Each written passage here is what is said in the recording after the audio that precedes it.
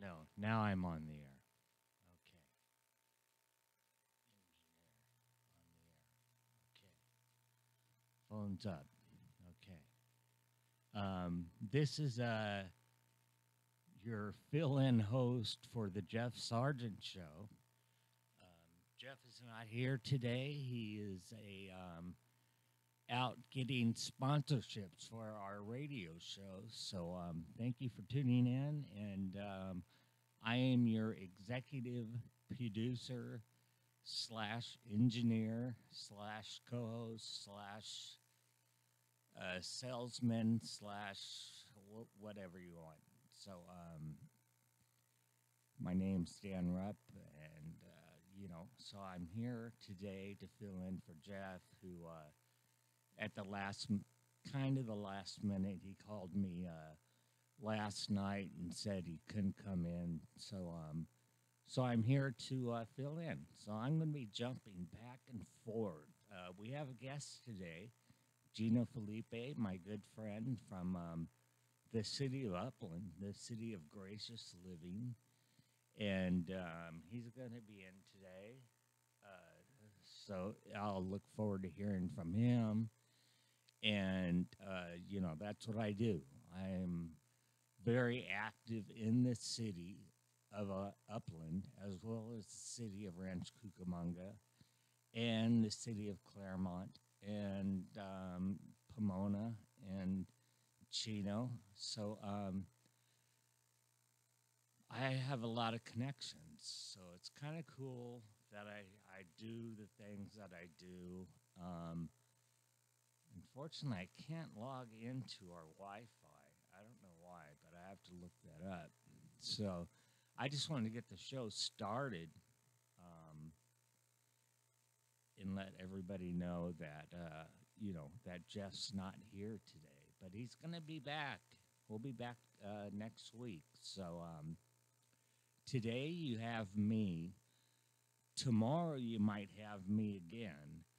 And I'm a fill-in host, and I've done my own show before here at Chaotic Radio, recovery show, and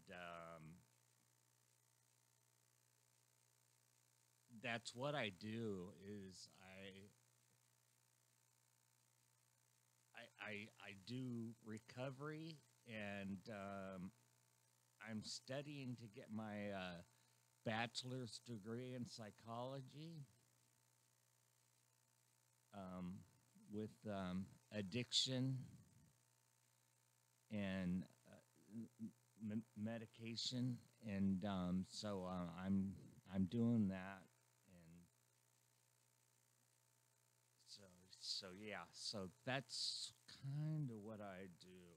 I'm trying to get this stupid Facebook Live. Let's see here if we can do this.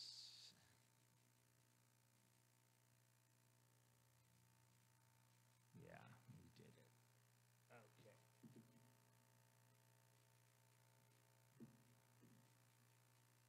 Right now, you'll just see me here in the studio, and in about a half hour, Gino will be here, Gino Felipe. So feel free to call in 909-360-8330.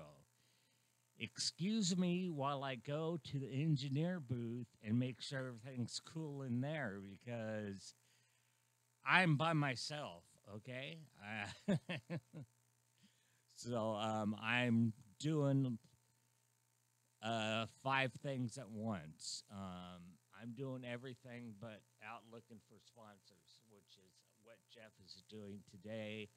He's also working on a big project for Disneyland. So give it up for Jeff. He's trying real hard. He loves doing the show, and so yeah. So we'll do that, and just let me run over there and check real quick on what's going on in the engineering booth. Okay. All right. Other than that, things are good. Happy Tuesday. It's Taco Tuesday today. Oh, I gotta make tacos tonight. So I make my own tacos. I'm like probably the best non-Mexican Mexican cook there is. I make tacos, enchiladas. During the holidays, which is coming up soon, I make tamales. I like the way you say tamales in Spanish. It's tamales, not tamales. Tamales. So I'll be making those, and I'll be bringing those into the studio. So yeah. I didn't make tamales last year. I was just tired, and what was I doing? I was sick. I think that's I don't know. My life's a blur. My life is a blur. Um, Sometimes, you, you think you have things down and you don't, and and, and things just get blurred. Uh,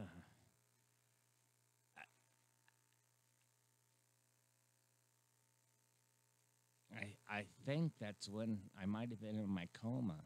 I don't know, or my comatose state, because it wasn't officially a coma because I didn't flatline what they say. But my doctor thought I was dead. So, yeah, that's what drinking will do to you.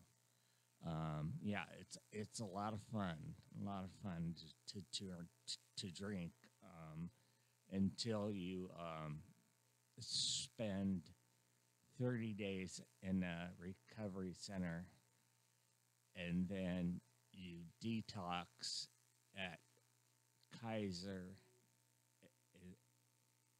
and then you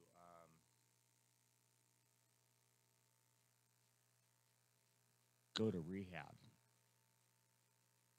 and your roommate is someone who huffs. That was his main addiction, was huffing. He liked to enjoy brake fluid and other things. But that's my life. And I still go back to my rehab center, Whiteside in Riverside. Give them a plug. www.whiteside.com. They take most insurance plans. It's a great place to go to recover and to get rid of those demons that are haunting you.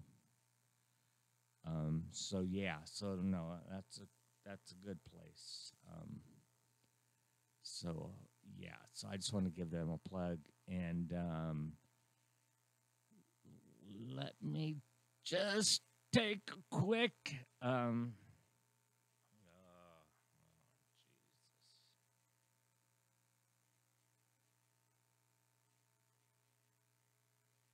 let's see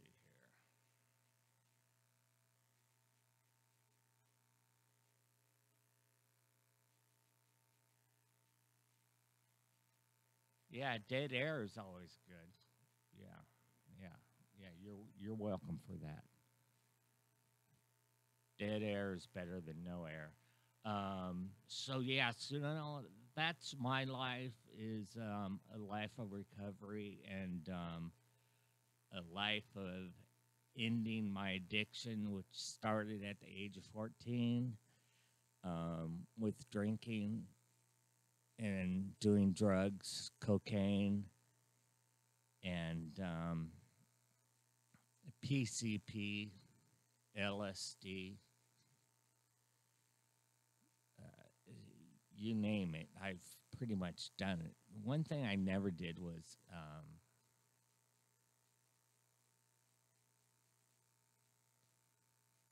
meth.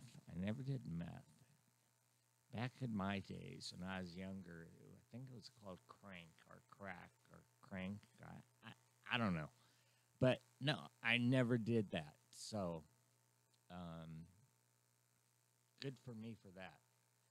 Um, but the other ones, I I did all, and alcohol is the one that put me in the hospital, and you know, uh, made me retarded. And I don't use that word too often because I find it very offensive to those with true Down syndrome. Um, but uh, yeah, it did. It made me a little bit stupid, I'd say. So, but my mind heals, your brain heals. My liver is healing. My doctor, after, guy, it was like what 3 weeks ago. I did blood transfusions. And a lot of people don't know this, but I did blood transfusions, and it was a scary process. I don't think I'm even on.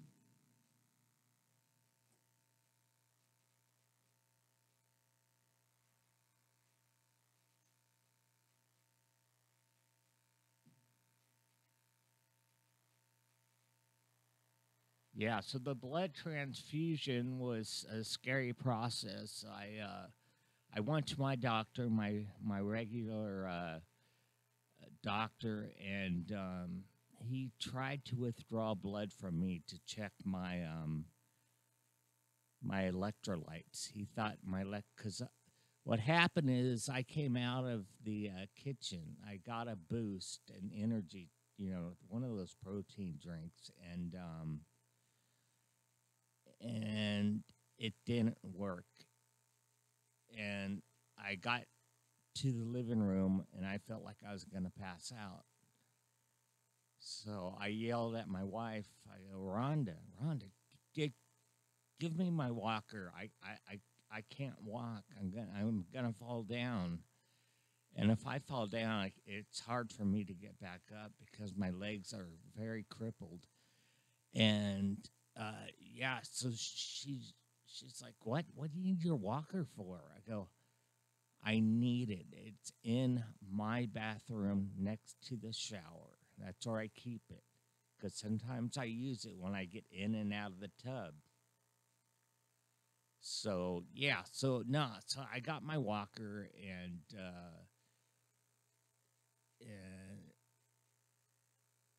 and I limped out, and she was able to make a same day appointment with my doctor. Um, hey Bob, hey hey Johnny.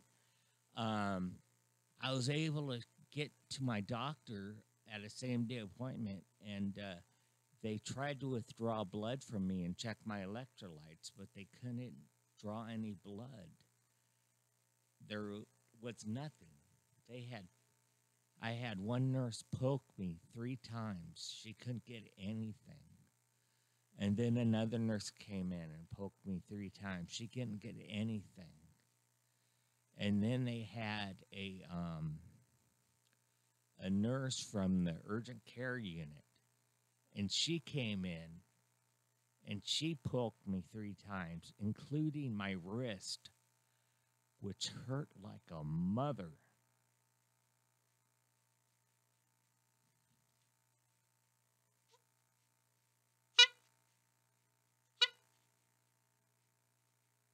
So yeah, so then I went to emergency, and they finally got some guy, and he was able to pinch me and able to get some blood out of me. And they were able to run some tests, and then the doctor came in and had me lay down on my side, and she stuck her finger up my ass, which is not a, you know, I I'm not gay, but I don't understand how gay guys like it up the ass because I just took a doctor's finger up the ass and it hurt, man. So yeah, so no, she put it up my ass and she took a test and she goes, "You have blood in your stool." And I was internally bleeding, very bad, like really bad. So I I had to get a transfusion. And if you never had a transfusion before, I'll explain it to you um, in a layman's term. Basically, they have to get to your main vein, and there's two ways to get to it: your jugular, which is in your throat, where they slice your throat and they put tubes in it, or your penis. Um, Doctor said, "Which one do you want?" I was like, "I don't know. I never had it done before. You tell me. What's the least painful?" She goes, "I'm going to have a nurse come here and explain it to you because he's a male." So the nurse came in. I think his name was Emmanuel. And he said, "Yeah, do the penis. You don't want to do your neck because you can't move your head for weeks." So he goes, "It hurts." He goes, "It hurts bad." But yeah, so no, so yeah, so I had 7 IVs stuck inside of me in my penis, electrolytes, plasma, 5 pints of blood because my blood needed to be replaced because I was short of blood because I was bleeding internally. And yeah, so it kind of sucked. But what are you going to do? I'm here, I'm alive. So I'm good. And then came the GI, the upper GI, that's when they stick the tube down your throat and it's this weird, it's almost like a Star Wars device. It's this weird little tube that they stick down your throat and it opens up and there's like 4 different things. One thing that clips, and that's what they did. They clipped my tumors that I had. And it took pictures of all my insides of my intestines. And so it clipped, took pictures, and tested everything. So my GI doctor, gastrointestinal doctor, whatever, um, gave me the okay. The only thing that really sucked is that I was on a liquid diet for the next week, and that really sucked. So, but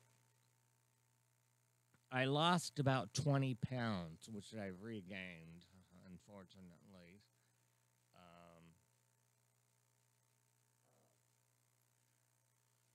I should put on Jeff's Bob Bryant. Good morning. Good morning, Mr. Silver. Glad you're doing good. Hey, Brian. Brian, thanks. Thanks. Good to see you.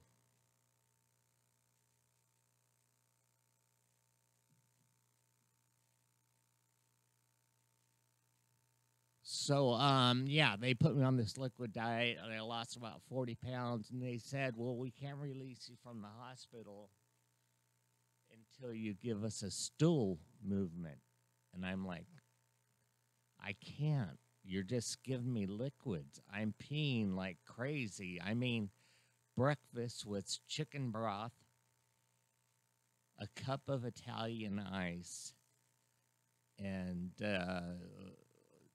a little thing of Jello. And the same thing for dinner, except they would switch it up. They might give me beef broth. So so it really sucked. drinking sucks. Don't drink. It's not a good idea. And by the way, don't smoke, man. Smoking is probably the worst drug out there, and people say it's not a drug. But if you go to an AA meeting and you look outside and you see what people do during the break, that's what they do is they smoke and drink coffee. Coffee's a drug. I don't drink coffee. Nicotine's a drug. I don't smoke. Alcohol, I thought was a safe drug because it was legal and they advertise it on TV. And you have all these beautiful blondes prancing around the beach in their bikinis, drinking Coors Light. That that's not it. They don't show the lonely alcoholic at home watching TV by himself, lonely, with no friends because he's lost them all, because he's screwed them all out of money, because he's stolen from them. You don't see that.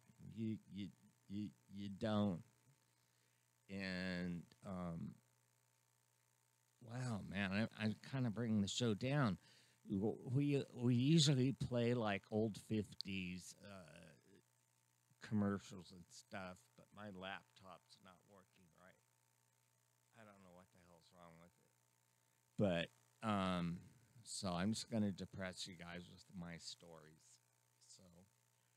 So yeah, so that's about it, I mean, thank God for places like Whiteside that help people, and thank God for people like me that follow the 12 steps. And the 12th step is helping others. And I'm proud to say I go to Whiteside and I help others. So I do that because I care. I care about people. I care about their families. I care about their kids. Me being a recent grandfather, I want to live, and I have to live. I have no choice. I want to be there for our high school graduation. I'm not even 50 yet, but it's just around the corner. So, this computer sucks. So, yeah, so.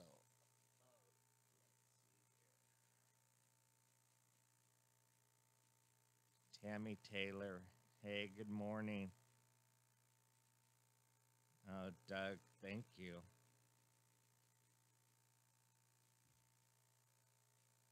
Lynette, thank you. You know, Lynette was my friend at Kaiser, so she knows a lot about my addiction. Tammy Taylor, thank you. Um, you know about addiction and stuff. And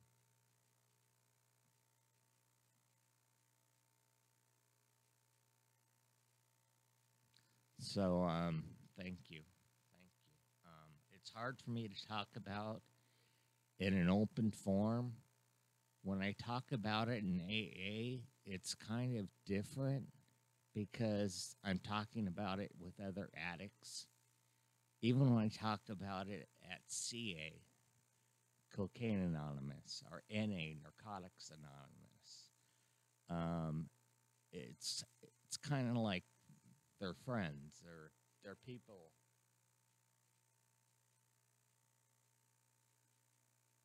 that I can relate with.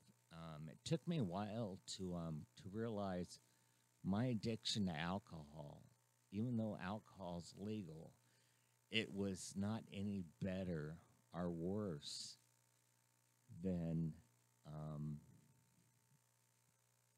someone like my roommate who was addicted to sniffing brake fluid, or or my other roommate that was doing crystal meth. And look who's here. It's Gino Felipe, who came in at the last minute. I appreciate it.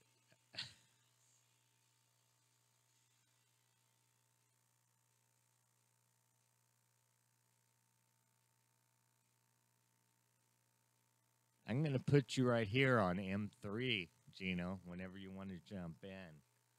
Gino Felipe is the city council member of Upland. He's also a rock and roll dude.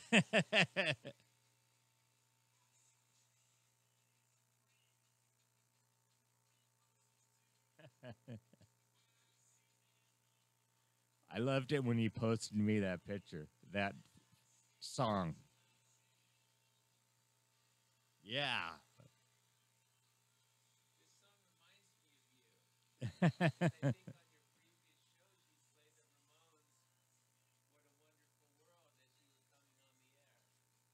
No, when I became a grandpa, it was a wonderful world to see that little baby and hold it, and it was a pretty amazing experience, and it still is. I mean, she's only 1 month old, but to be a grandpa, I'm still kind of like in awe of it all. Yeah, just move those chairs around. Take Mike 3. So my guest today is Gino Felipe, City of Upland, City Council member, a good friend of mine. Um, we go out and have coffee together often, Rad Coffee or Coffee Clatch. Once in a while, Starbucks. Sometimes in Claremont, we uh, we just f around a lot. And I got made sure I had coffee, so we have coffee in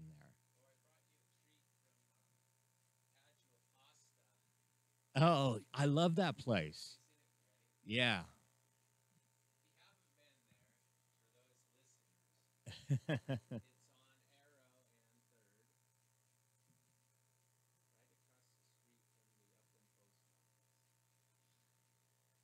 Yeah, yeah. I don't know. It was so many different places. It was like a furniture store, and then I don't know. It's changed so much.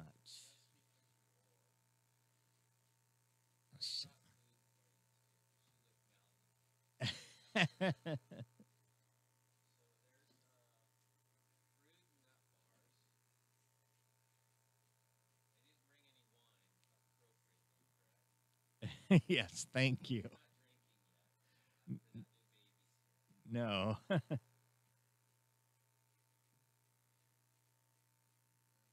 What'd you do? Bring me a movie too?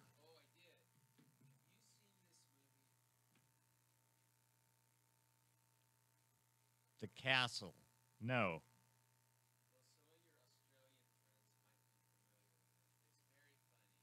We have listeners in Australia.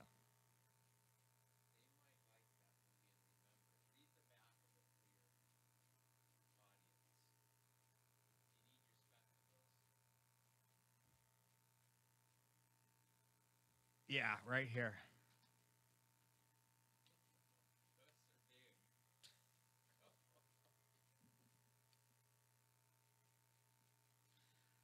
Okay. I can't read with these things on. Those are Jeff's. This is the Jeff Sargent show, by the way. Call in if you have any questions. 909-360-8330. As he would say in his radio voice. Jeff, sorry you're out today, but you're out there getting sponsors and getting some money, and also building props for Disneyland. Yeah, baby, yeah. You gotta dig that. Okay, The Cat's is a hilarious comedy treat. Critics are calling one of the year's funniest movies, even though there's an airport practically running through their backyard. The Current Kerrigan can love their humble home, but the airfield needs to expand. The government says that the Kerrigans have got a lot to go with an irresistible charm and irresponsible humor. Everyone is sure to enjoy the celerity as it takes flight when the funny family decides to stay and fight for their loved castle, no matter how far the conflict goes. Was any of this filmed at Ontario Airport? No.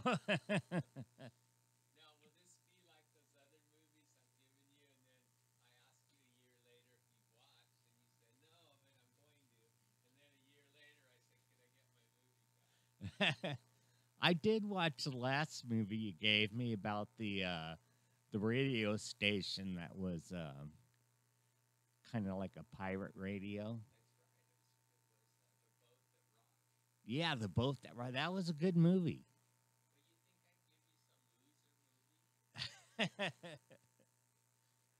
Yeah.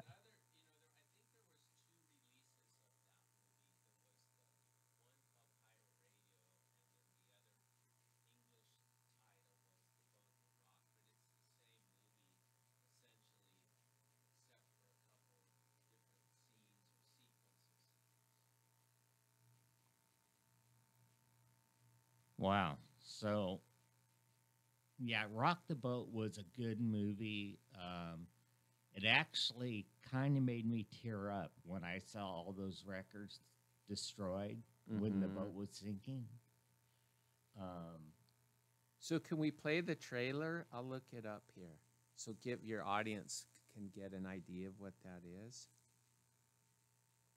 I don't know if I could play it. My computer's not working with me right now. What if I put it on my phone and we play it through my station here? Would that work? Yeah, you just plug right into here. Oh, okay. That's my auxiliary.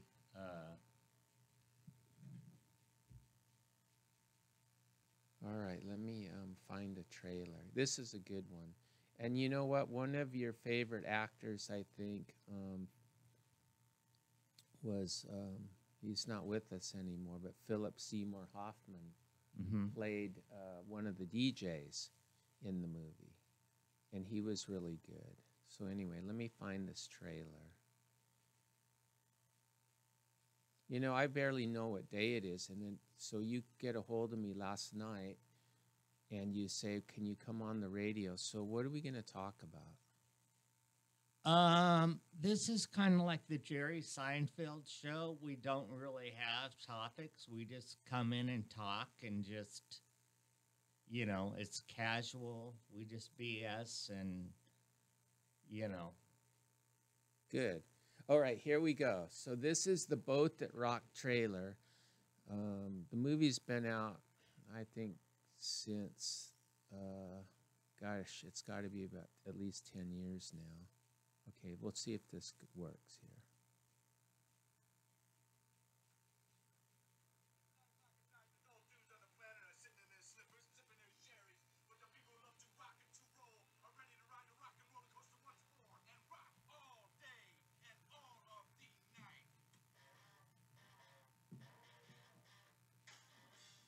Plug that phone in.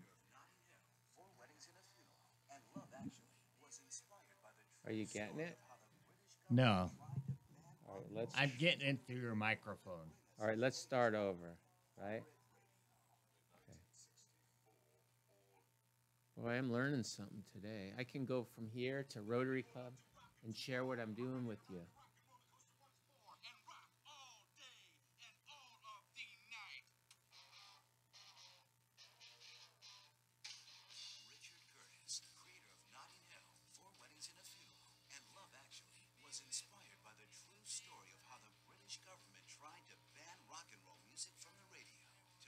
His latest comedy, Pirate Radio. In 1964,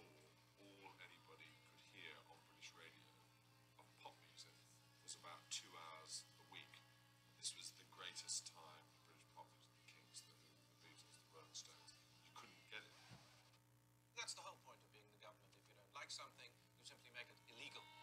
Until one American DJ and a band of renegades took to the seas to begin broadcasting 24 hours a day. You're listening to Radio Rock, and I'm the Count, and I'm counting on you as we count down to ecstasy. There was a genuine innocence and enthusiasm about what they were offering, that you had the right to listen to this music whenever you wanted to.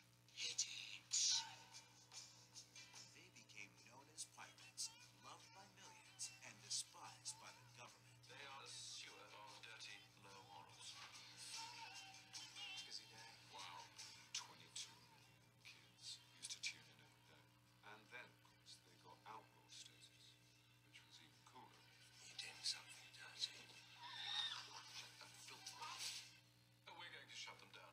They can't close us down. We're pirates. They will find a way. Governments loathe people being free.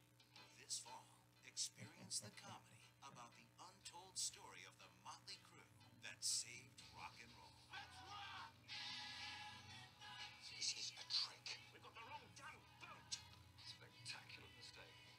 I was thinking one day doing a list of my favourite films, and on that list of the top 10 films was Animal House and MASH, and I realised that this film was sort of both of those things, particularly MASH with its tremendous informality and its loose structure. You sure that throwing him in is the best way to get him to learn how to swim? Absolutely. On second thought, it might just be for kids. Goodbye! This is a comedy. This is a romantic comedy in a lot of ways. The first moment I saw you, I fell in love with you. But there's this undercurrent of a very serious message, how much music means to people. That means a lot to them. It's changed their lives. I intend to broadcast from this ship till the day I die, Rock and roll! and for a couple days after that. They will come after us. Well, I'm trying. I'm fantastically excited to be able to make a movie where I've got an excuse to put all my favourite songs in the world the whole way through it, from beginning to end. These are the best days of our lives.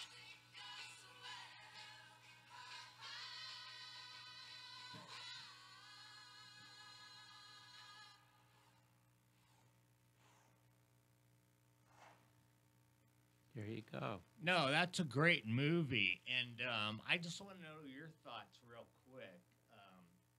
As I look at my, who's listening?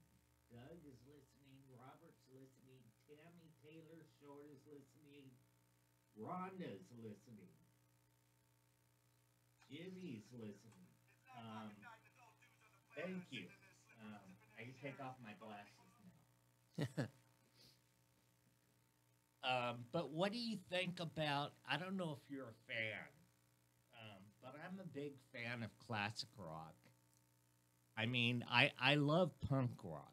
Don't get me wrong. I love the Ramones. I love the Sex Pistols. I love the New York Dolls. I love X. I mean, I love Black Flag, Circle Jerks, you name it. I love them. But I do have a place in my heart for classic rock. And the sound is going out of business. They're not going out. They've been sold. So the sound, the home of Joe Benson, Rita Wilde, who's a friend of mine and might be on the show tomorrow, and Mimi Chan, who does Peace, Love, and Sunday Mornings, they're all going to be gone. It's going to be a Christian rock station. Is this new? Is this happening right now? This is a new. Yeah, get into that mic. I wasn't aware of that.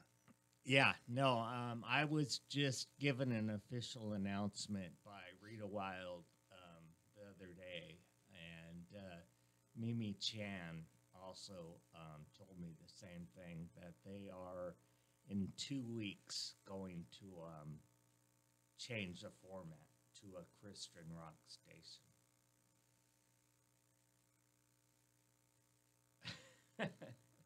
That's sad for us, old metalheads.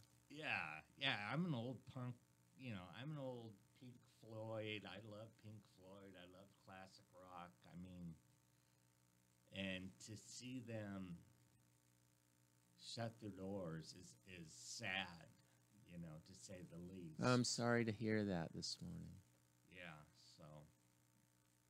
But you know what? That's where we come and play. Internet radio is where it's at. Can you play a song this morning? Do you have some songs lined up here? No. Can you?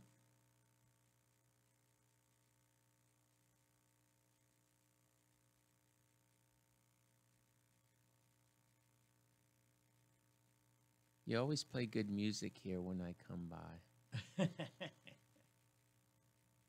And you gave me, you reminded me to take more notice of the Ramones because when I started coming by here, you'd always play a Ramones song. And it's an interesting story what they did. And they're very popular now with all our, well, the band is mainly, they've passed, correct? Joey Ramone passed away.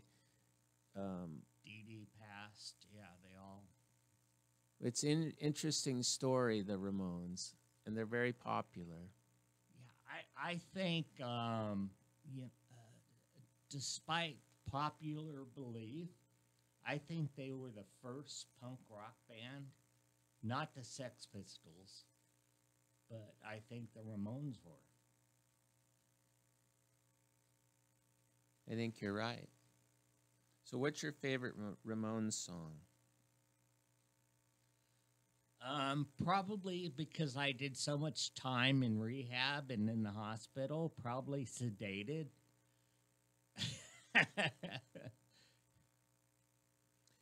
They did some remakes too that were interesting, like a couple Creedence Clearwater songs, Yeah. and then we played one this morning.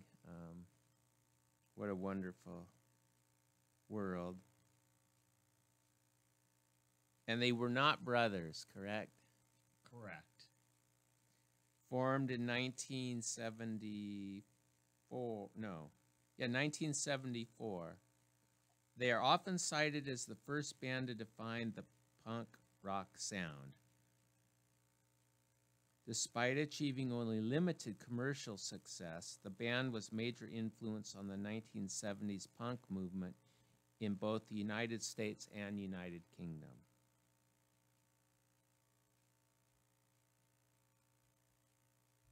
So I actually been listening to them a little bit more in the last few months. Yeah, because I belong to a couple of stupid Facebook sites, like, like Upland Uncensored and stuff. And there's one that's called Your Punk Rock or whatever. And there was a big debate saying what was the first punk rock band. And Oh, a lot really? of people are like the Sex Pistols. A lot of people are like, no, the Ramones. They're like, no, they were hippies. They had long hair. Sex Pistols had spiky hair. So, I don't know. I guess that's up to you. Well, that debate could go on forever. Yeah.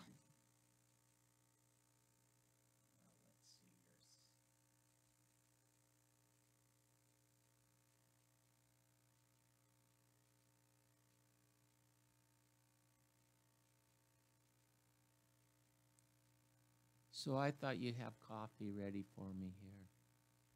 I do have coffee ready for you. We have a crude machine or whatever it's called. All right, so I can go over there and try and... Yeah, just put a cartridge in and... Hey, you are fancy here. We have mugs right by the sink. All right, and then I wanted to share with you a couple events that I'm trying to promote here. One's in Rancho Cucamonga, and then one is in my own city of Upland when I come back. Is that cool? Yeah, All right. definitely. In the meantime, I'm going to play a song here from my phone because my computer is not working. Piece of crap.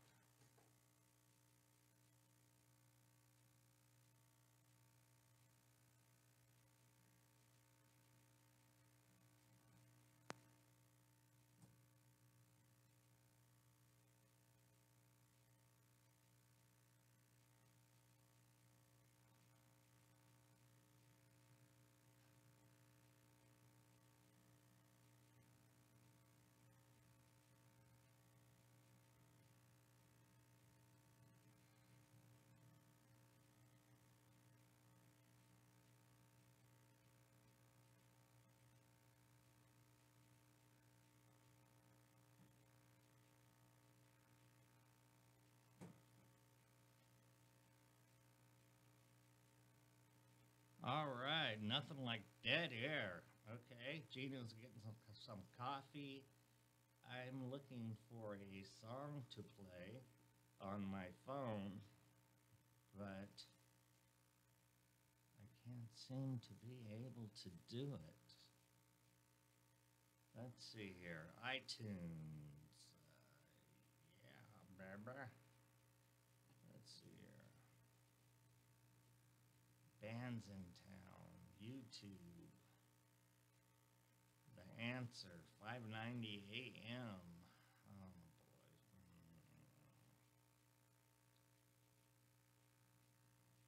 Why can't I find these things?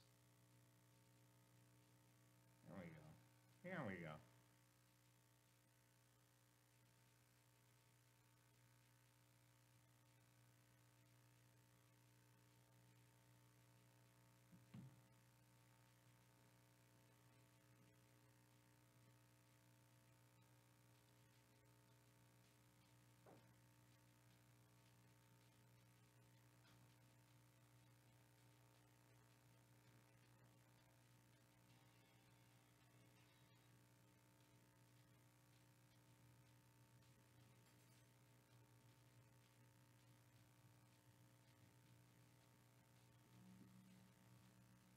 I like the message on the coffee machine.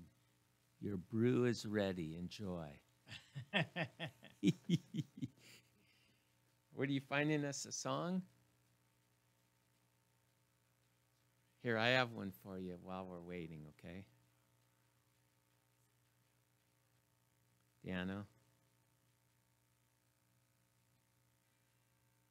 Well, mine says it's playing it, but it's not playing it on here. I don't know. I have the auxiliary up. Here we go. Is that all right? Yeah.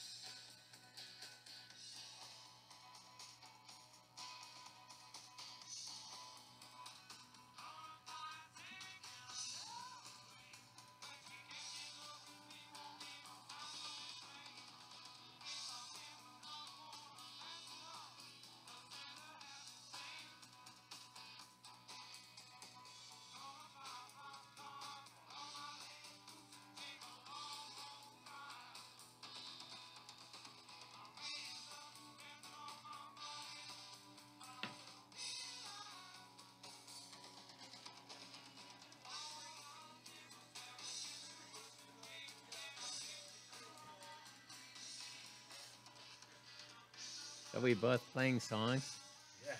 Yeah. Man, that is messed up. No wonder you had me on at 7 a.m. Have you ever heard this band?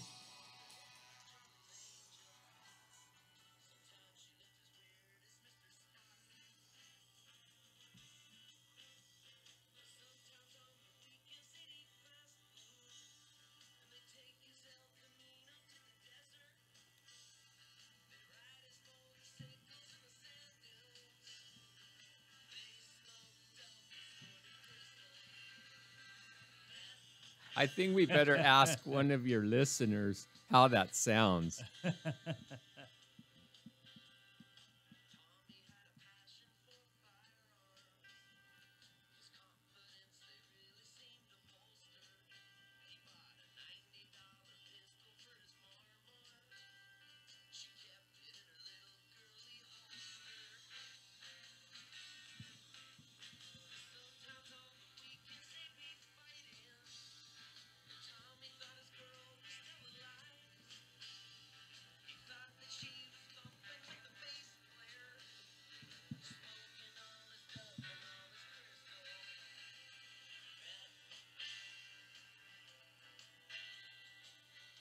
You ever do crystal meth, Gino? I can't say that I have. I never did. It's a little too early for those kind of songs for me, I think.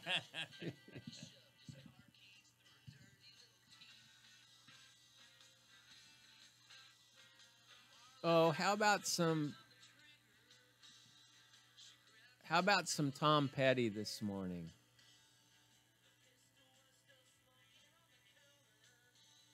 I'm Tom Petty'd out. Are you? Yeah, because after he passed, that's all the sound played and KLOS played and Jack FM played. And those are like my 3 FM stations that I listen to.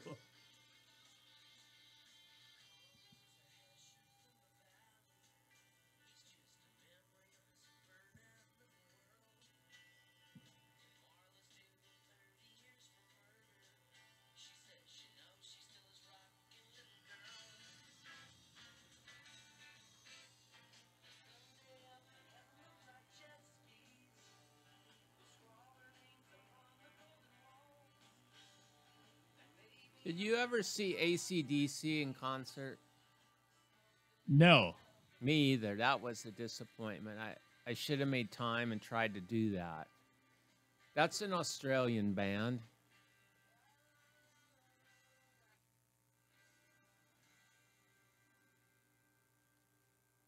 And the other Australian band that I really regret not seeing is In Excess. I was never really big an Excess fan. Now, there's a band I've seen a few times, X, and I even saw them in Pomona once. I did too, at the PVA.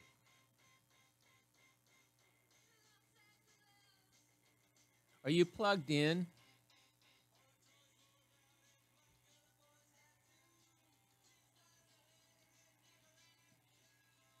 Because I'm not picking up the song on my headphone.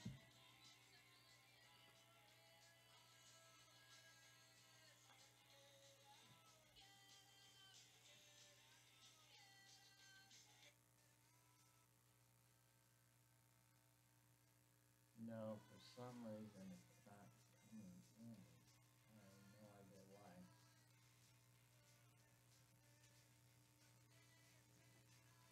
It's faint in my headphones now. I wonder how the sound quality is for your listeners when you have it up by your microphone.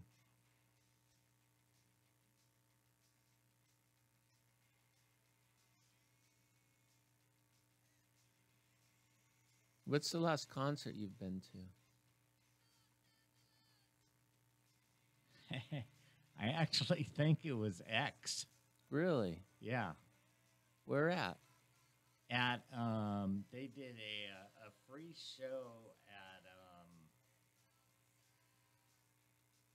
it was somewhere in Century City,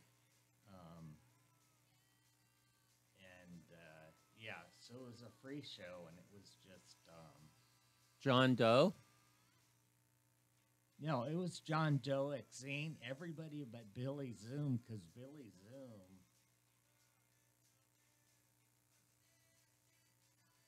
Who is a friend of mine, was diagnosed with prostate cancer. So he wasn't there. They had a fill-in guitarist, but he was really good. And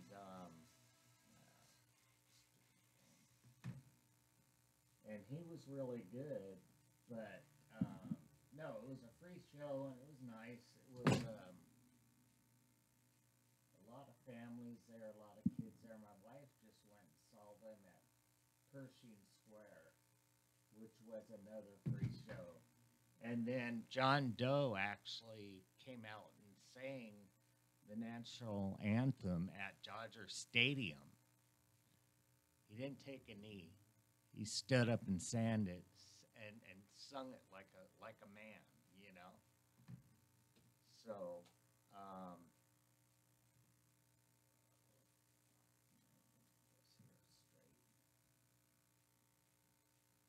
Well, that sounds like a good outing.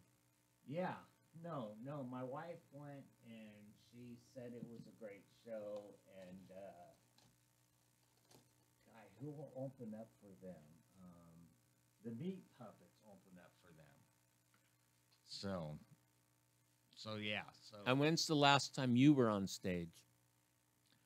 with the Yeasty Boys, as usual, a clown.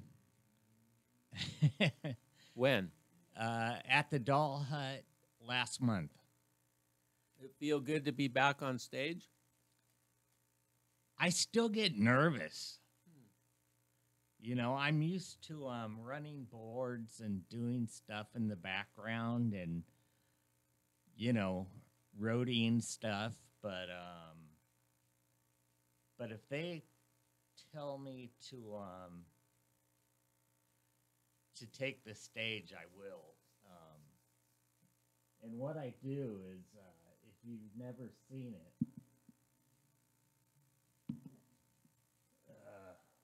stupid phones, is I dress up as a clown. Our scary clown? Yeah, very scary because I dress up as Donald Trump. And some people love it, some people hate it. But the last show I dressed up as a casual Donald Trump. I had a white polo shirt on and khaki pants, and people loved it because I throw out money. The mighty dollar. So people don't mind that. You know, that wins them over real quick. Where was the venue that you were on stage with the Yeasty Boys? The Doll Hut. And where is that? That's in Anaheim, just north of Disneyland. Very good. You could actually see the fireworks from Disneyland from the Doll Hut. It's like a industrial park of the city in Anaheim. So yeah. So that's quite a stage presence to envision a punk band with you as Donald Trump with makeup throwing money. Yeah. Very good. And the rest of the band is all made up in clown makeup too. And the band, the Yeasty Boys, we have like 20 members in the band, and they just all switch around. So you never know who's playing because, one, they're wearing clown makeup. So sometimes you can't figure out who they are. I mean, I know the main members, which is John O'Donovan, which is my good friend, and Dirt Williams, which is my good friend. Dirt, if you're listening, you could call in. He's mad at me because I was going to go down to their rehearsal studio and do an interview, but I had to have a blood transfusion, and that really sucked. Have you ever had one? No. Don't. You've overcome some real health challenges. You actually look really good. Thank it must you. be that new grandbaby and your wife keeping you healthy. Yeah, it's the grandbaby and the fact that I lost one of my closest friends.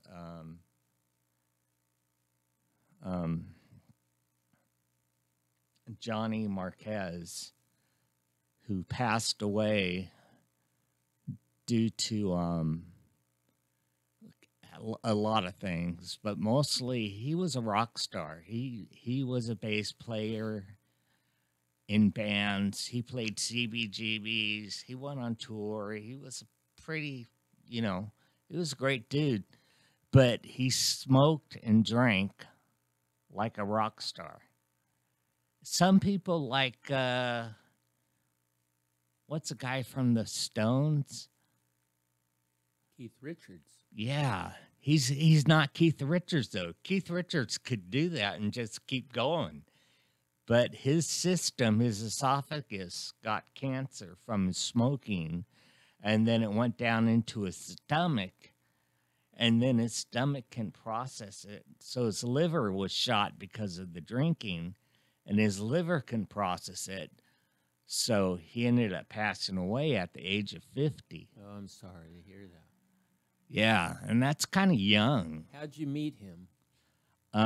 Just through mutual friends. My brother-in-law, and him were good friends, and we just we hung out. We hung out with the same rock and roll crowd. You know, I lived the rock and roll life, so yeah. So it's just you know, not everybody's Keith Richards. You can't. Maybe that's a good thing. Yeah. I don't know what kind of deal Keith Richards made with the devil, but it must have been a good deal because he's still out and about and kicking and still rocking. So How many times have you seen the Stones? Twice. At the Rose Bowl once, and then at I think it was a Forum another time. Very good. So yeah, so I've seen him twice. No, 3 times, because I saw him at the Coliseum too. Yeah, so You had to say the Coliseum, didn't you? no, I'm not talking about football. I'm boycotting football. Now, before last Sunday, 3 days ago, the Rams were looking really good. Yeah. Right? 3-1. Is that right? Yeah. And then Sunday, there was some turnovers, so they lost to the Seahawks. Now, I only started following the Rams because I knew you were a season ticket holder last year. And I got to meet Vince Ferragamo recently at a wine event. That's another story. But when I see the Rams highlights or scores and things, I think of Dan Rapp. Isn't that strange? Yeah, that's very strange. All right, so we were talking about the Stones. And the Coliseum. And the the Coliseum Coliseum. is a piece of work. I don't know if you've been there lately. Just when you and I went to the museum when we walked by it a year ago. That was as close as I got. Yeah, we got lost. Oh, we did pretty good. We took the train in. We walked. Yeah, that was a good outing. Yeah, but the Coliseum's weird because the stairs are like huge, like 12 inches or so. And you got to walk up these stairs, and there's no handrails. So for a guy like me, you know, I'm disabled. You know, it's hard for me to get up those stairs. And, you know, and to get down them is even harder. So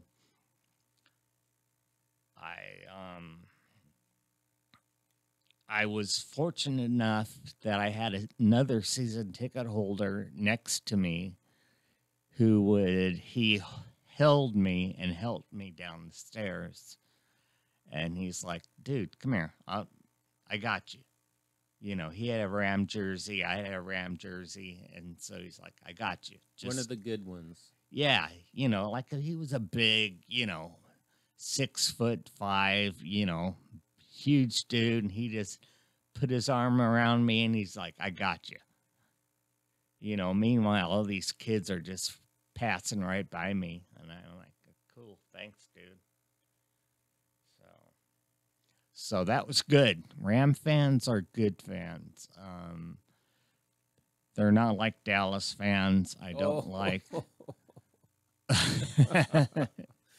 Let's talk about something else than football.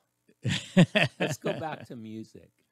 Okay. All right. So, the song I played for you while we were trying to figure out the audio here was The Who, and that's another one of the bands that I really like. When you mentioned classic rock earlier, and I like The Who, some of the older music of The Who.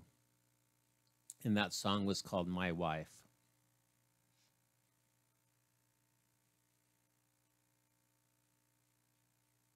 So, can we play another song? Yeah, go ahead. No, it comes fine on your phone on the thing. For some reason, this is not working. I don't know. Somebody messed with it last night. I don't know why it's not working, but it's not.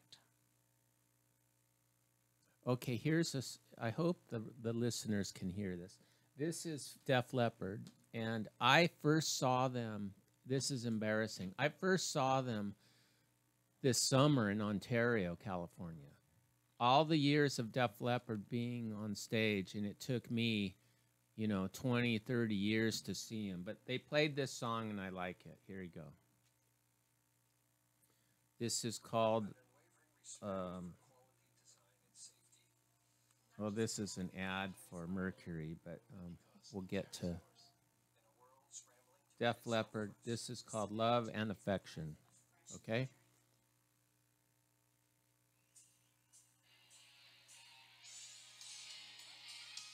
Can you get that? Yeah, I hear it.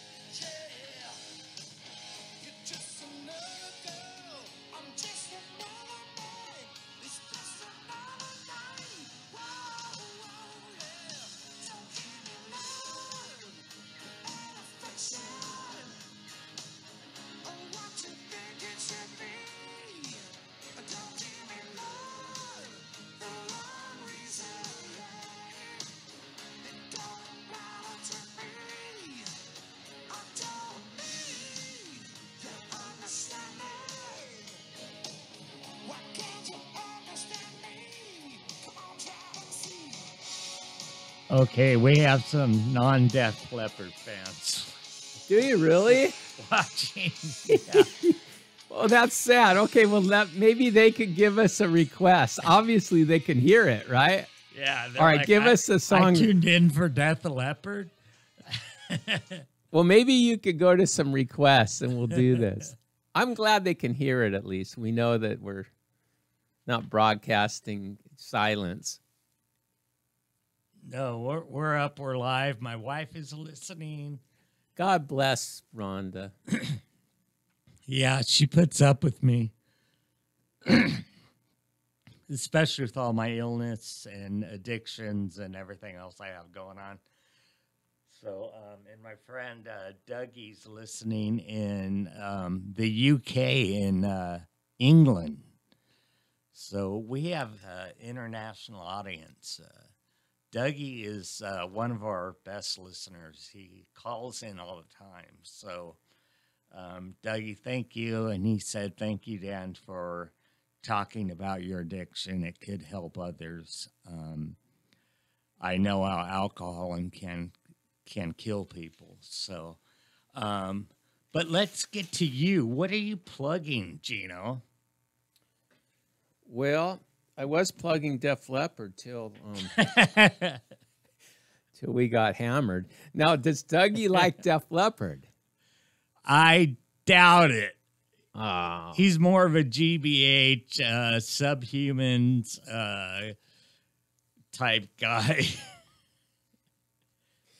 I wanted to tell everyone here that we have 2 events coming up. One is you're familiar with, Dan. It's the Rotary Club of Rancho Cucamonga Pumpkin and Harvest Festival this Saturday, and that's at the Route 66 Community Garden and Vineyard located on Foothill Boulevard, just off of Day Creek in Rochester. So the garden is actually located behind the Sears Grand.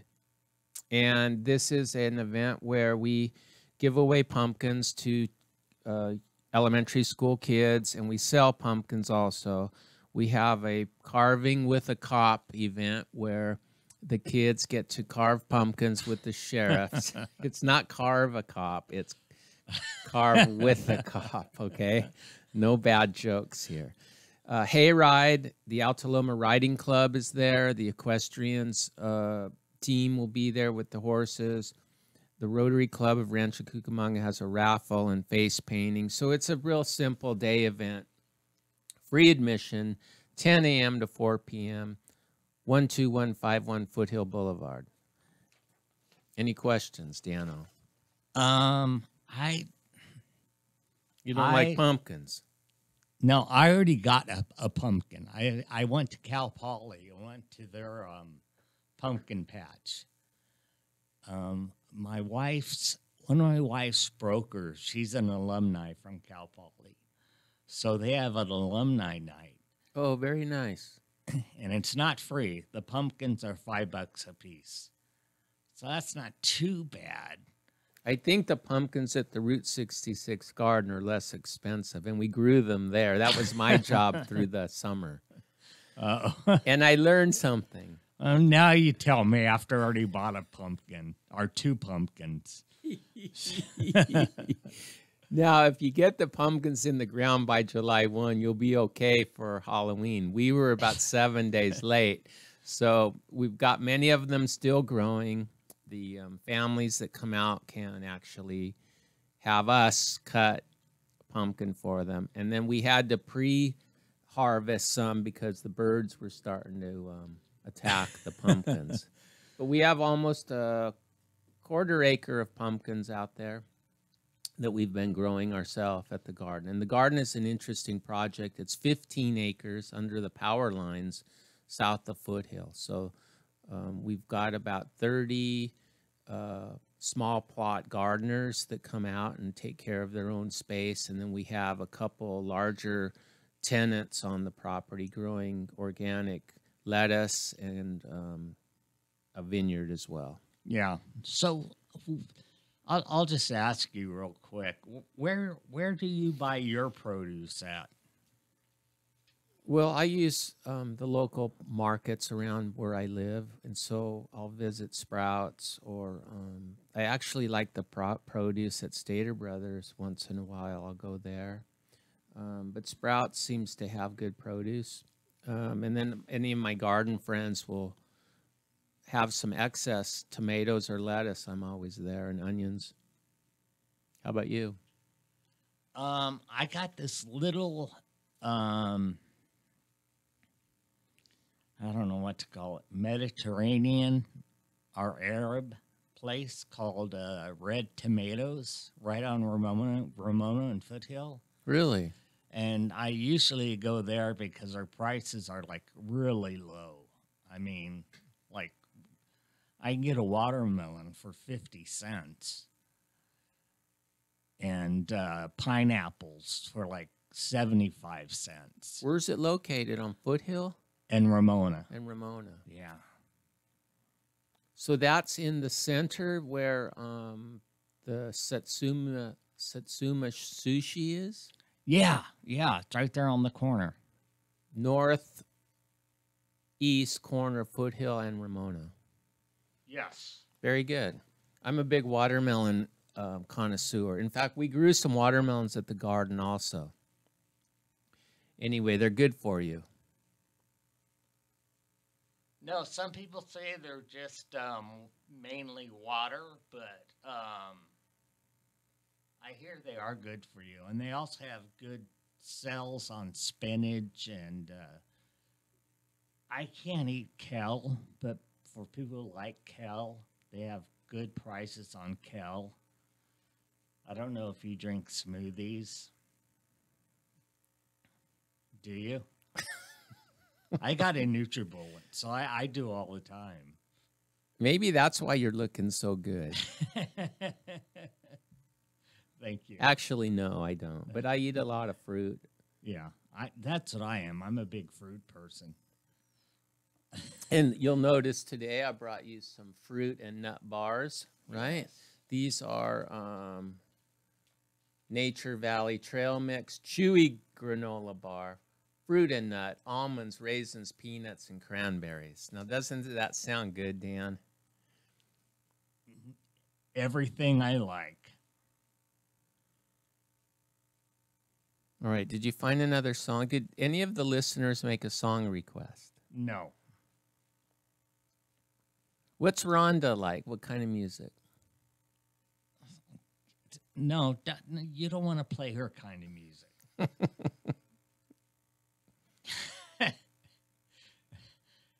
she likes Christian rock. Do you know the band Collective Soul? Yeah. Now, if you listen to the lyrics of Collective Soul music, you could interpret it as Christian. I don't think certainly that they are. It's a great band, but the lyrics are really inspiring, I think. No, that's like the song by Creed, Eyes Wide Open. I posted that when my granddaughter was born with Eyes Wide Open, you know, because it kind of brought me a new sight, you know, in my life, and it made my eyes wide open, you know. So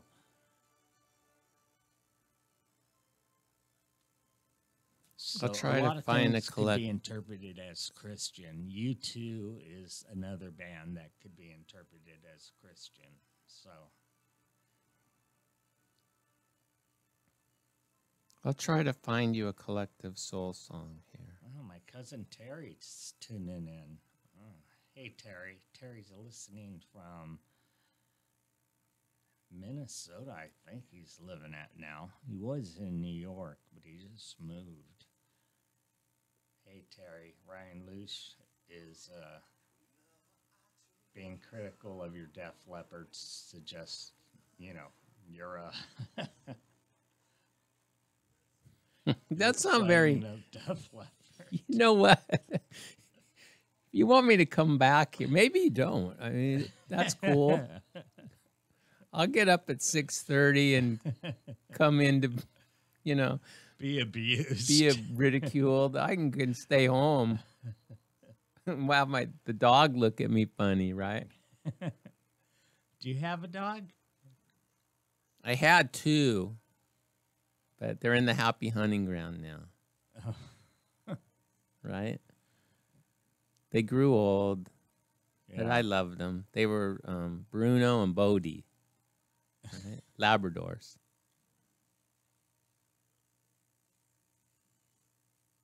All right, are you ready for a Collective Soul song? Will that upset your audience? I hope not. There's always time for music, right? All right, here we go.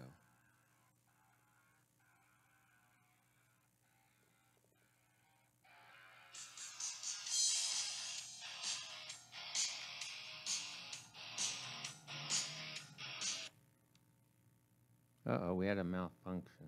Buffering. Hey baby,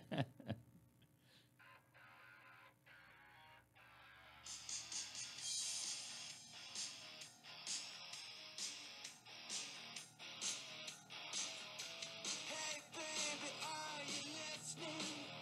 I'm batting all the hatches down. I'm taking all of your prescriptions, but no remedy I found. Counting the days until some freedom can scream my name. Counting the days until the gods break these chains. You remember this song? Yes, I do.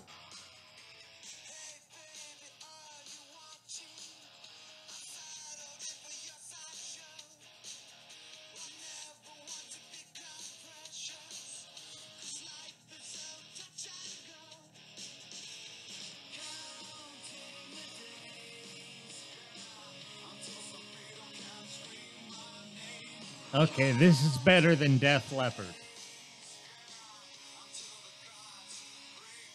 Was that from a listener? Yes. There's hope for us.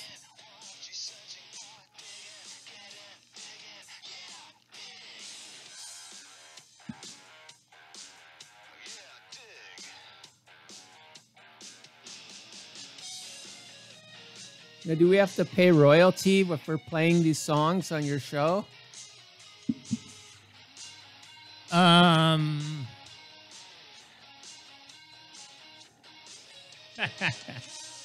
This is outlaw radio. It's chaotic radio.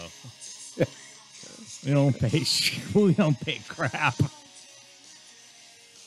But the band The Misfits, Danzig, sent me a personal message saying, "Do not play his songs," because we played one of his songs in whole from YouTube. Wow, you have fans. Yeah. And he said, "Do not play my songs unless you plug my show." Which, by the way, they'll be playing at the Forum coming up here soon. Danzig, or the Misfits. I'm sorry. They'll be playing. I forget which date because I can't do my phone and do the computer and everything at once. Ted Empson, hello, welcome. Thank you for joining in. If anyone wants to call in, 909-360-8330 is our phone number. What's that again? Ryan said much better. 909 909-360-8330. And they could call in, but I'm going to have to run back and forth to the control room and then back here because I'm here by myself today, except for Gino, who was so gracious to join me today. And from what I've read in the Daily Bulletin, they've drawn out the new maps for the city council, and it looks like you got South Upland.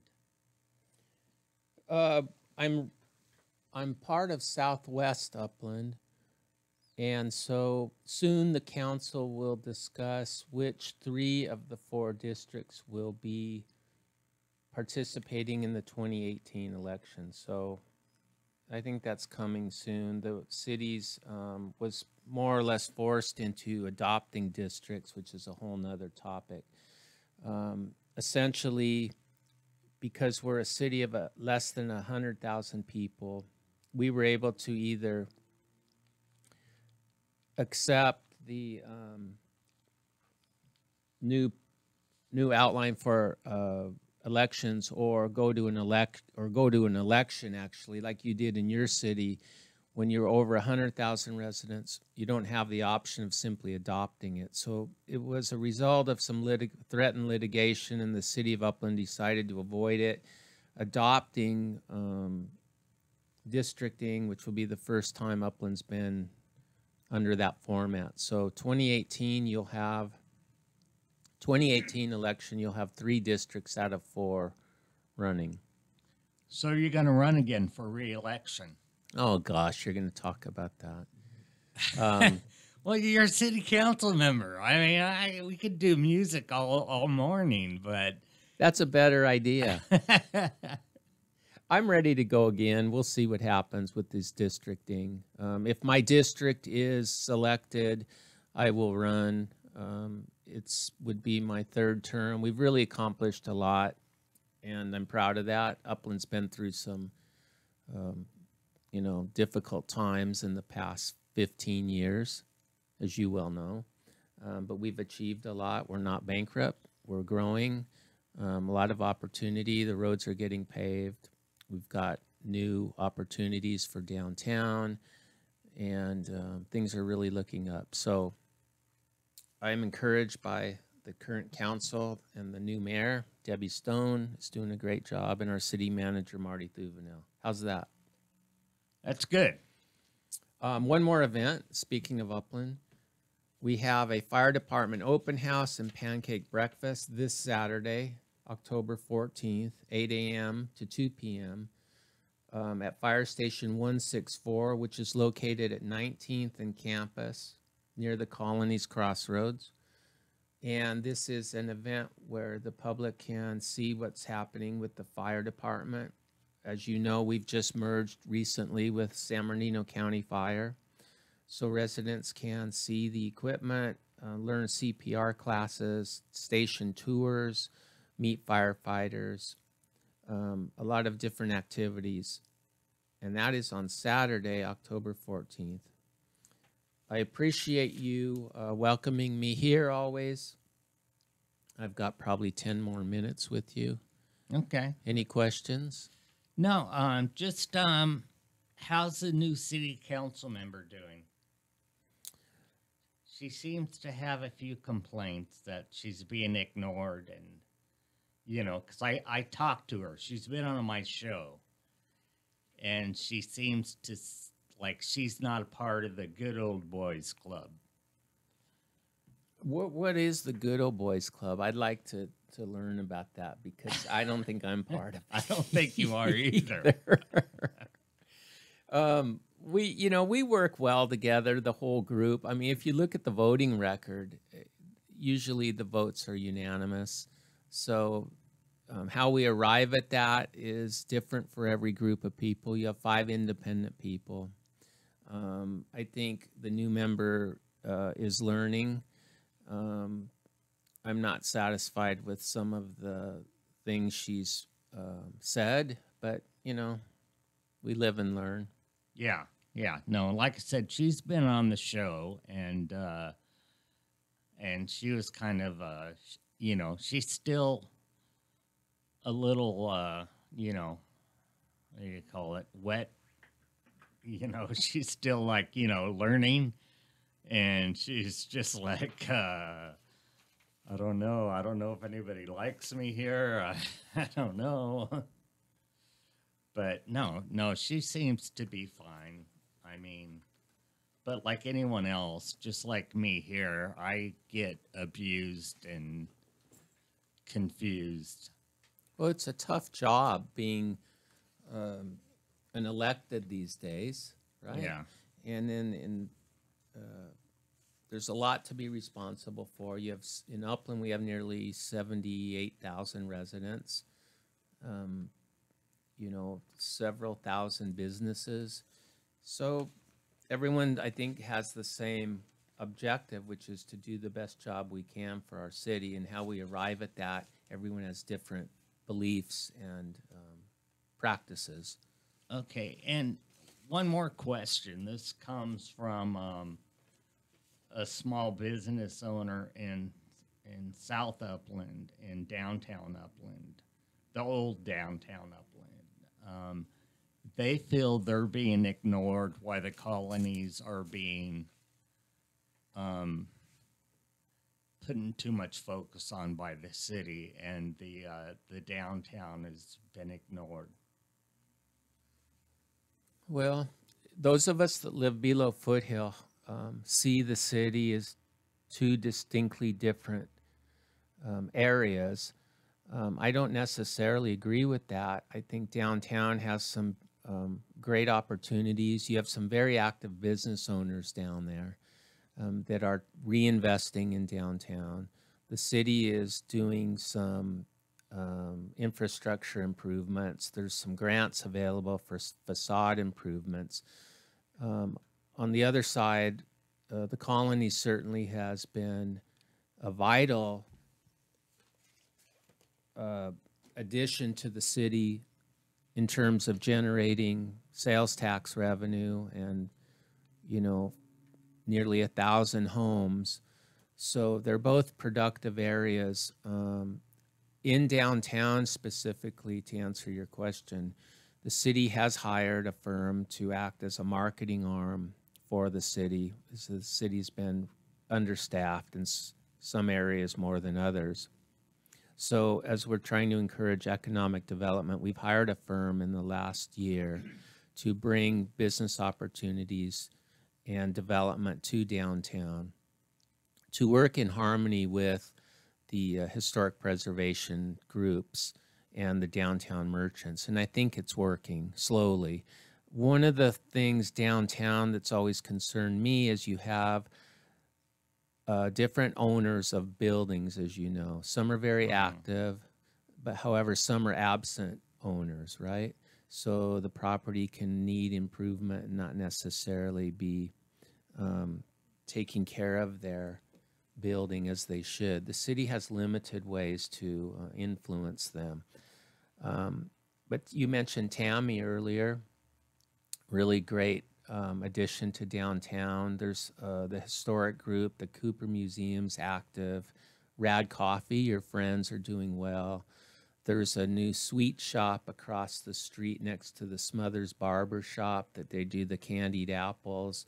You've got Cafe Allegro that's thriving. You've got J.D. Allison's. And further down near Metrolink, you have the Pacific Wine Merchants. Yeah, they do good. They're great. You have Eden Garden Fusion Grill a little bit further east. And then there's opportunities coming for new housing on south of the railroad tracks, in and around where the old cannery building was. And then one of the packing houses is in our design planning department right now for residential and commercial. So is it happening as quick as everyone wanted? No. However, what's coming looks really good. So certainly haven't lost hope for downtown. And then our friend Bill Kinnison, right? The Grove just had some outdoor or exterior improvements, and he's doing shows there. And I've always asked Bill to get, you know, some of his entertainment friends over there for a concert or a film festival or something. Okay, so a little bird told Tammy, and then Tammy, being a little bird, told me that the Grove is up for sale. I don't know. We ought to get Bill in here. That would be a great guest. Yeah, I should. He's been in here before. He has? Yes. I don't know if that's the case or a rumor, so I don't want to speculate. But he's got quite a history in the entertainment business. Yeah, and okay, one final question before we take off here, because I'm going to take off soon too. I'm going to cut this short because I don't have Jeff, the host here, or Patrick, the co-host here, and that's just downtown Upland. I guess I don't have anything. Were you going to ask me about who my favorite rock band is? Yeah, who's your favorite rock band? Here you go. I think the Ramones are the Dead Kennedys. Well, the Ramones would be one of them, but I think this is my favorite. No more Def Leppard. No. And then we all went down to Providence, Rhode Island. Only place we could go to get a tattoo. It was legal.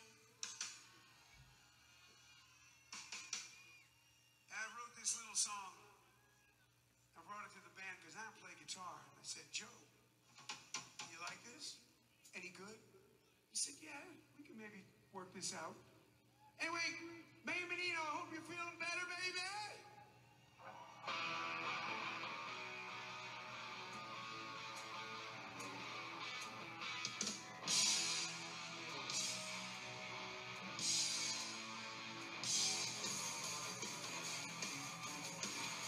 Ted, thanks for tuning in. Bob, thanks for tuning in. Doug, thank you for tuning in.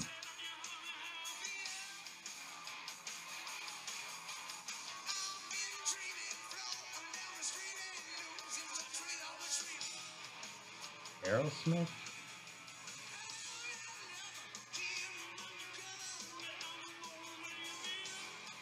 Don't say that with such hesitation.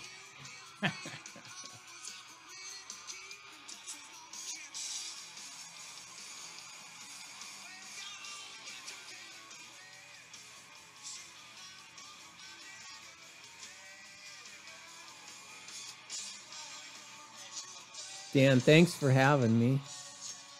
Oh, thanks for coming in. I'll come back. Get Bill Kinnison in here. I'll come back. He's got some great stories, of course, about Brother Sam and Upland, old Upland, and he's got some good Charlie Sheen stories too. Yeah, and great. If you see out here in our little waiting room, our lobby, we have a Pauly Shore T-shirt that I got from Pauly when he played at the Grove. Yeah, that was last year. Well, that was this past summer. Yeah, it was We just a met few Pauly months Shore ago. at the Grove Theater. Yeah. Yeah, that was cool.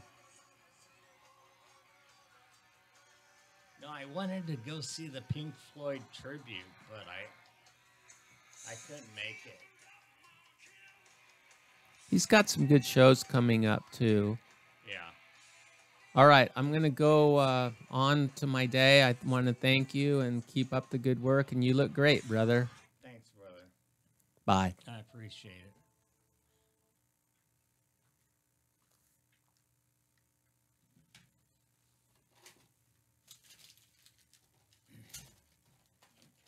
Thank you. You're welcome. That was fun. What are you doing today? This, and then more of this. You on all day? No, I'm going to go home in a little while. What time did you get in? 6.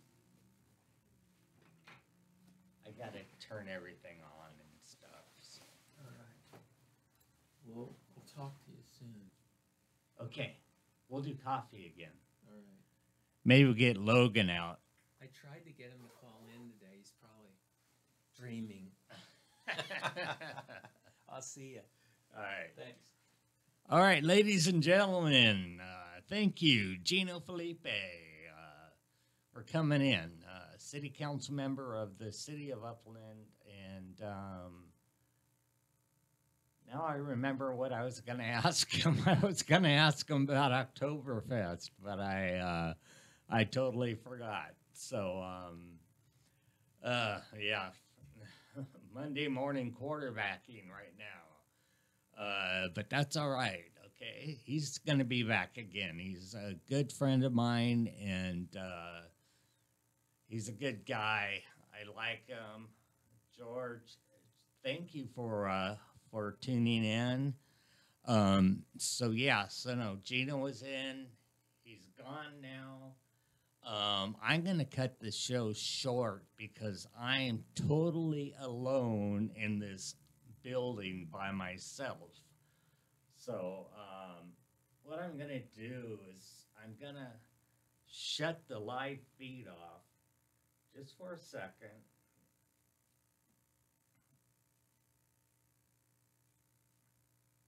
And I'm going to play a couple songs.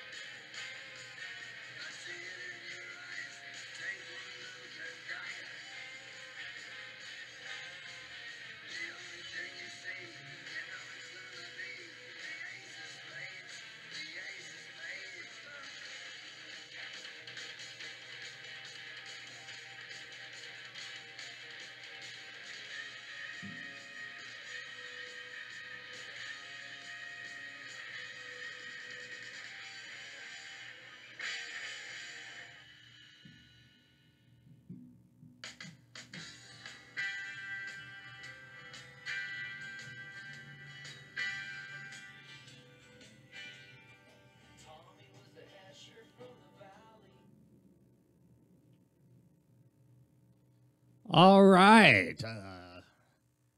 Thank you for listening to me and my rants about my addiction and everything else. I don't know what to say. I, now a month into being a proud grandpa. So, mm, mm. So I'm trying to get this iPhone thing to work. I don't know how to do it. So, but yeah, thanks for listening to all my rants. And just so you know, I play a lot of rock and roll, a lot of classic rock. My show is both political, social,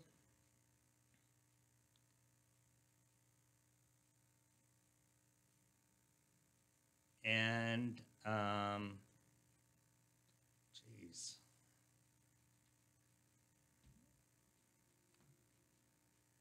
not very technical. So thanks for putting up with me today because Jeff Sargent wasn't here. Good luck to Jeff and to Patrick. Patrick is out in Hollywood doing some interviews to get some scripts and stuff. So he is a 6, 7 pound giant. I mean 6, 7 high giant, and so he'll get some parts. He's a great guy. I do truly love him, and of course Jeff, I love dearly with all my heart. I've known him since high school, and I wish nothing but the best. And what he's doing is he's trying to create business for the station. We're looking for sponsors. I sound tired today. I am tired today. So he's looking for sponsors. So just thanks to the troops that are out there in the streets, out there getting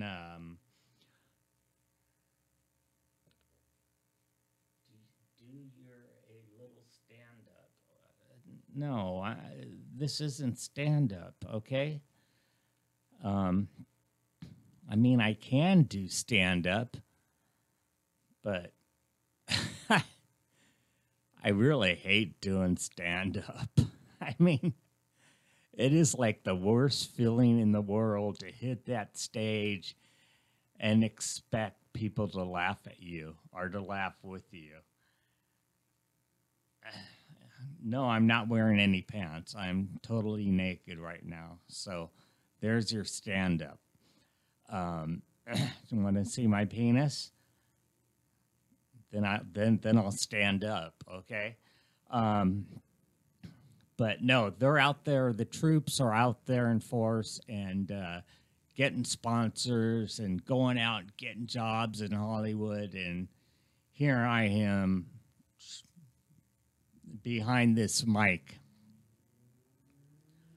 So if you want to call in, you can call in 909 360 8330.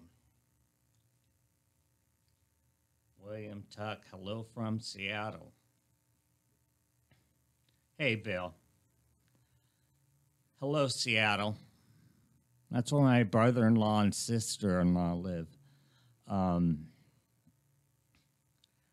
Nice city. I wouldn't want to live there. Weather kind of sucks. But I lived there for a month. No, or was it 2 months? I think it was 2 months. Back in my 20s, I had to set up new distribution with Mission Foods, and we had to get a warehouse and do all that other stuff. So, Kyle Zinberg joined. All right, Kyle, thank you. Thought you were coming up.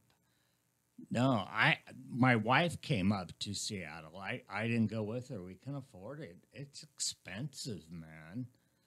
I mean, I even looked at Amtrak, and Amtrak is more expensive than taking a flight to Seattle. In fact, the cheapest way to go to Seattle, I found,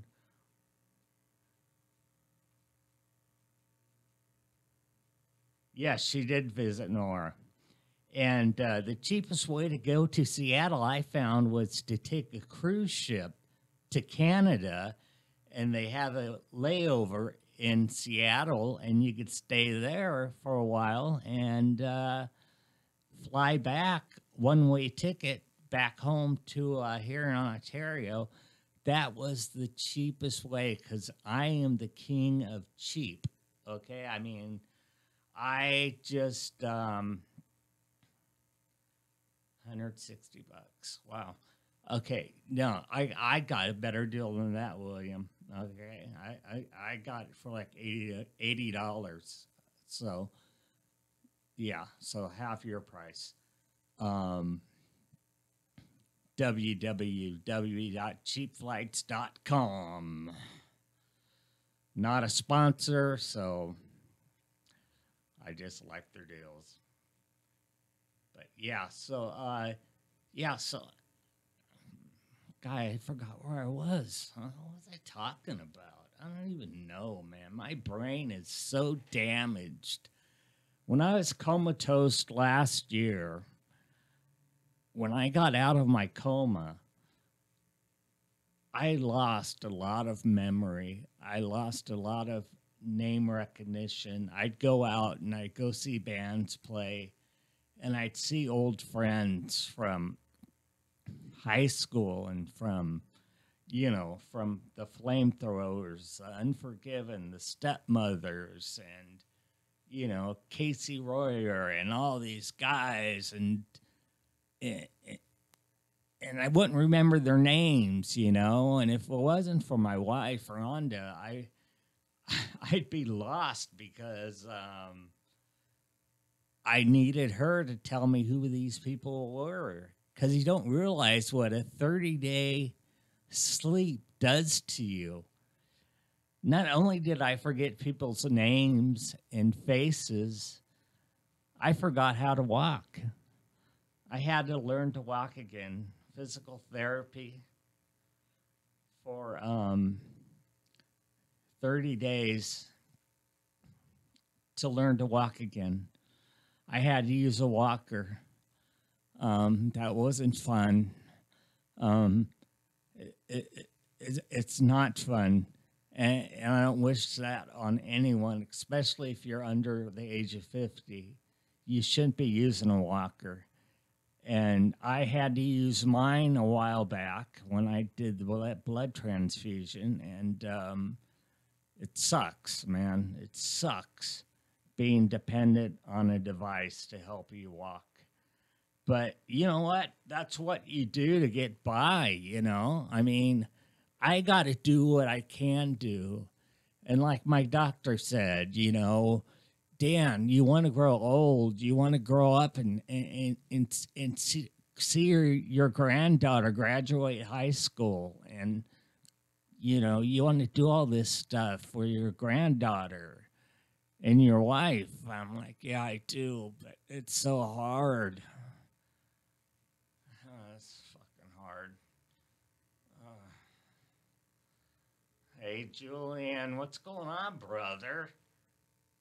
He was my brother in Whiteside. He lives out in the desert somewhere. But Julian was a great guy. Talk about being bulked up. He's very bulk. He's works out. He's ex. I think he was in the Marines or something. But no, Julian is a great guy. Hey, bud. Yeah. Thanks, Julian. Now, he is a great guy and an inspiration. and a just like me, he's a alcoholic, and you know, he's currently in the sandbox. Okay, I don't know. What are you playing with your cat? I don't know, Julian. Currently in the sandbox. So I don't know. But yeah, so no, but he's great strength. And when you have strength in numbers, and this is a whole thing that AA does, is if you have strength in numbers, you grow. And it's easier to fight your addictions if you have people other than you that are addicted as well, whether it be alcohol, methamphetamines, cocaine. Oh, he's in the Mideast. Jesus. Whether you're using alcohol, cocaine, methamphetamines, Julian, good luck in the Mideast. I don't know what you're doing over there. You must be working on planes, because that's what I think you do. Is you work on planes. So yeah. So no matter what your addiction is, no addiction is better than the other. Just because alcohol's legal doesn't make me better than somebody who's doing crystal meth. Okay. Somebody who sniffs brake fluid isn't any worse than me because my drug's legal. Somebody who smokes cigarettes all the time, they're no better. They're no better. Okay? They're addicts. Addiction is where's my horn?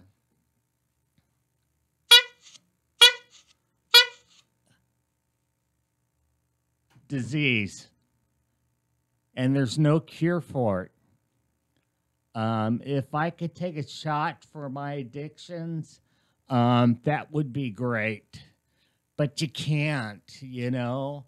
You have to do this thing that these guys, they wrote this book called The 12 Steps, and you have to walk them, and you never stop walking them, because the 12th step is you continue walking and you start helping other people walk these steps. And I can't tell you how many people that I've helped walk these steps. Some people can't get through step one. Step one is easy. It's admitting you have a problem. Step two, it's easy. That's when you admit that there's only one cure for your disease, and that's the higher power. That doesn't mean you have to become born again. It doesn't mean you have to become Christian. It doesn't mean you have to take Christ into your life. I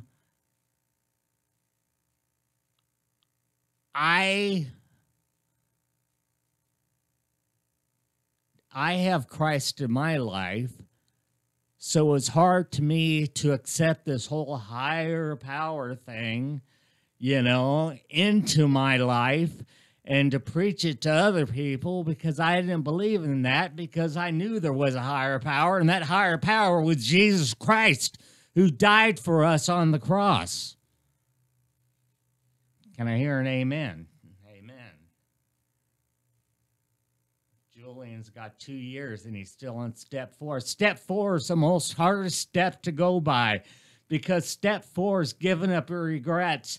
But how fascinating and how great it is to give up all your regrets and not to live your life in regrets anymore, and to live every day with happiness and hope, and just not regret a thing you do, you know? It's a great feeling. It is. It is. It's a great feeling. Step 4, Julian, get through that step, man. If you need help, you can always call me. 909 921 2726. That's my cell phone. Step 4 is the best step in the 12 steps. Okay, step 9, making amends, is a good step 2. Step 5 and 6 are good. All the steps are good. I mean, they all, like, I hate to sound like a preacher for the 12-step program, but I'm going to preach about it because I live by it and I read the 12 steps and that's what I do, and I teach it, and it helps people. It does. And so you have to just read it and just soak it in. And after you're done reading it, start helping people.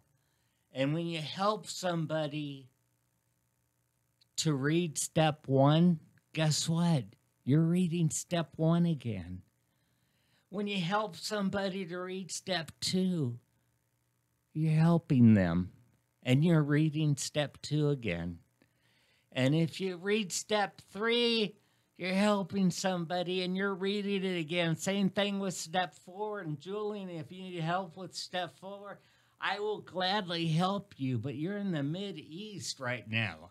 So I don't know. You know, I mean, I'll help you over the phone, but you know, you got to reach out. You know, the whole thing is, if you want help, you have to find it. Okay, help is not going to go find you. You have to go find it.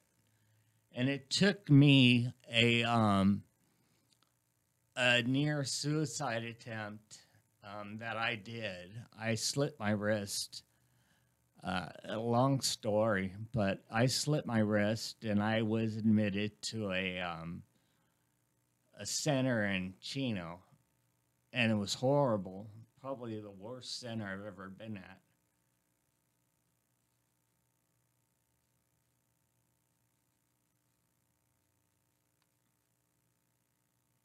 No, and Julian, no, it's not a race, dude, man. It's at God's speed, man.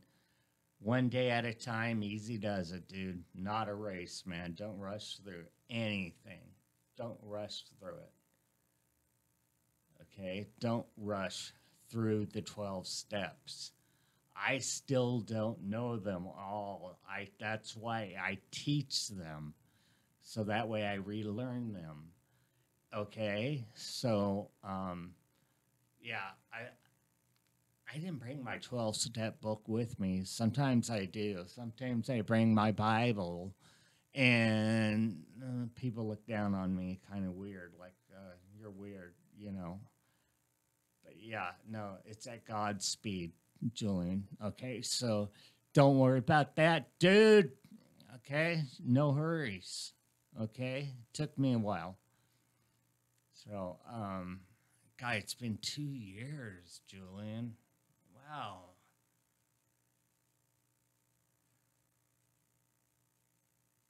Can't believe it's been that long since I was admitted to Whiteside.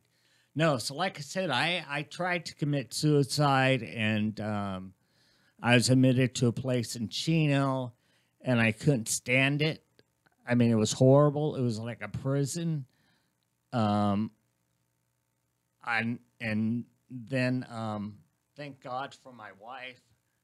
She got me out of there and got me into Whiteside, where I met great people like Julian and other great people like Thon, my case manager, and other people like George, who was one of the counselors, and other people there, Bobby, who was our maintenance man slash cook. So I was away from.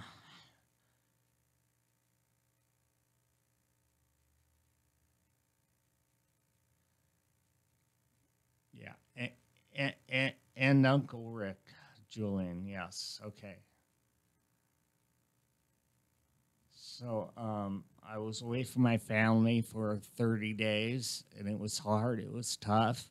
It's hard sharing a room with another guy when you're, in your mid 40s, and basically it's an all male um, institution. So I was basically staying in a house called the Annex at Whiteside, and basically there were 6 guys living there, one kitchen, no oven, no stove, just a microwave, coffee maker, and that was it. We ate at the cafeteria, and but the food was good. It was good, so I won't knock it. So it was scary the first few days. I didn't think I belonged there, um, because I was surrounded by heroin addicts and meth addicts. And it took me a while to realize my addiction was no better than their addiction just because mine.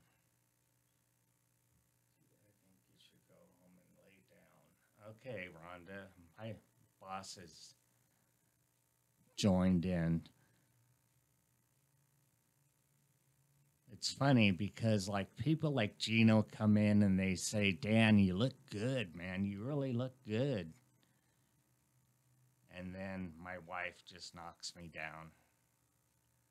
But that's part of step 9. So I just got to get used to it. So I'm going to shut the show off because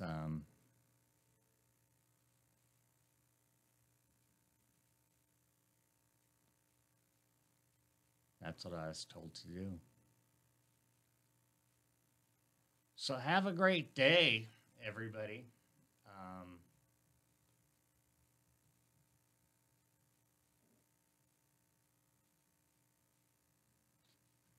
Bert, Bert fell down the steps. Julian, thanks for tuning in. Bert, I love you. You know that. Even though we f around on Facebook a lot, but I'll take us out with a song.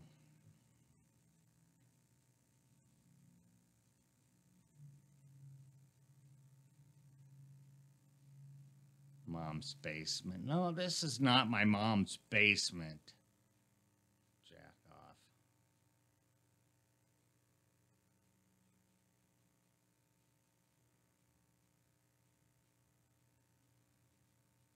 Nicole North just joined. You're a little late to join. I'm going to log off here real soon.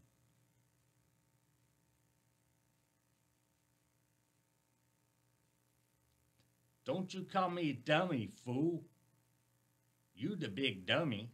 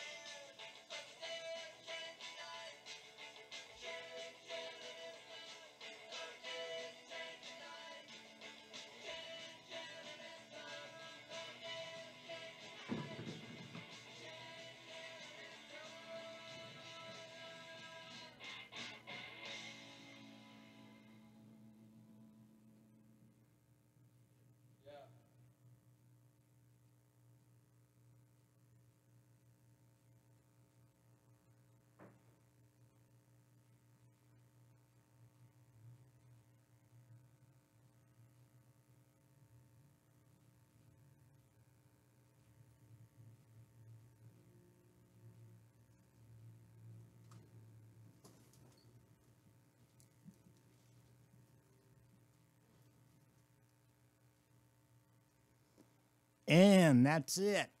Good night from the Jeff Sargent Show with your host, Dan Rupp. Thanks for tuning in and putting up with me. My wife said I sound tired, so I'm going to call it quits and go home.